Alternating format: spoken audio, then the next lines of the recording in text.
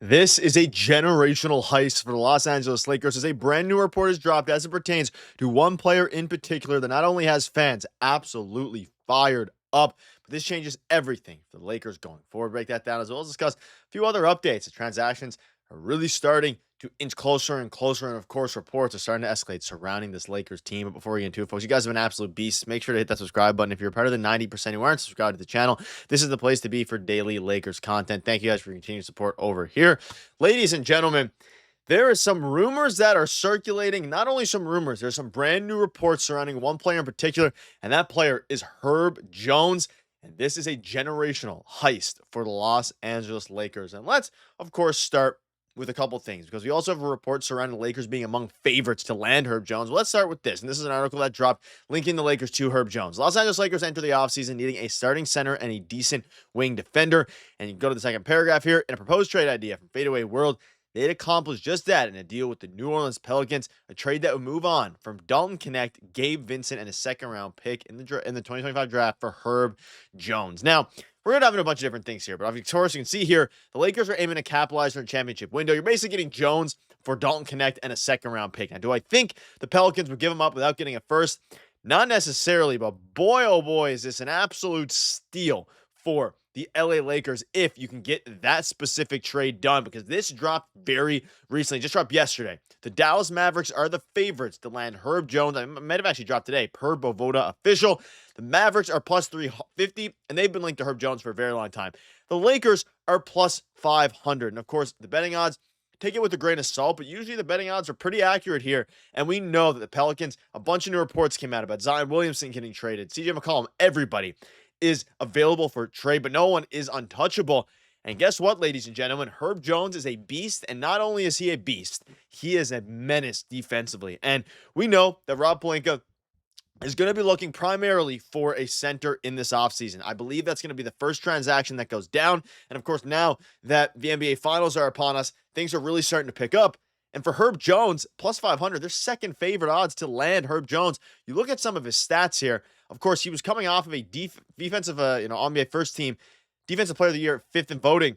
This past year, despite dealing with a lot of injuries, he put up 10 points a game and, of course, put up 2 steals. I mean, he is one of the best defenders in the NBA. And if you're the Lakers and you can manage to get him in a deal, it would be a seamless fit for this team, not only because of his defensive abilities, but if you can get him without having to give up your 2031 first-round pick, which most of us assume they're going to use on a center, getting Herb Jones and let's say Nick Claxton or a center with that first-round pick would be a generational heist. Now, of course, we know he was an All-NBA defensive first team last season, the year before last, sorry.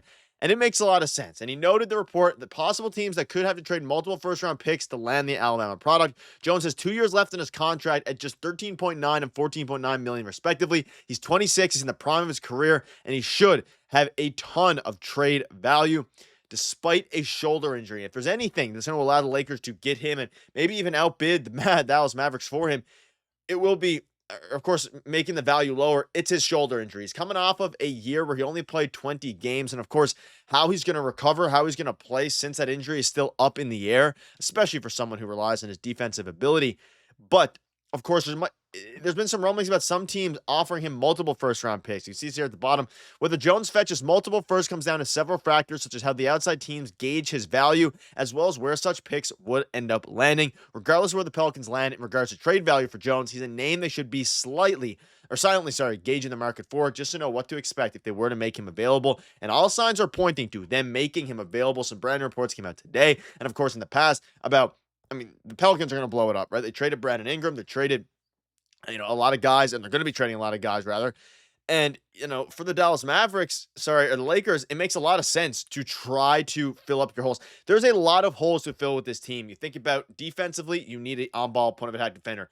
Defensively and offensively, you need a better center to pair with Luka Doncic. And we just saw, earlier tonight, the Knicks get eliminated by the Pacers, who surprisingly, they put together a well-rounded team, but this would have been a pretty easy, not easy, but an easier path to the finals than usual, especially with the Lakers, getting out early, but the Celtics, of course, with the Tatum injury. You look at the depth chart here, and again, this is going to be, there's reports about Hachimura getting traded. There's reports about all these different things, but primarily, the Lakers have been linked lately to a lot of wing defenders, whether that be, we'll dive into a minute here, Nickeil Alexander-Walker, whether that be, in this case, Herb Jones. And that's because it's become crystal clear now they're going to want a center. Now, in this proposed trade, of course, you're giving him up for Dalton Knecht, and we would assume that any trade for a center would have initially, been thought of as Dalton Knecht and the 2031 first-round pick. That's basically 2 first-round picks for a center, whether that be Nick Claxton, whether that be, Walker Kessler. Hopefully he becomes available.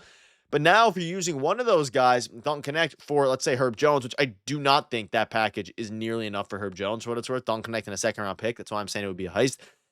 But I also think that I don't know how high his value. I mean, he is a young, phenomenal defender, but at the same time, coming off of an injury, they need a guy like Herb Jones anyways. And, Jordan Goodwin's not going to do it for you next season. Rui Hachimura, I mean, do they believe in the fit of Doncic, Reaves, and LeBron? It seems like they do.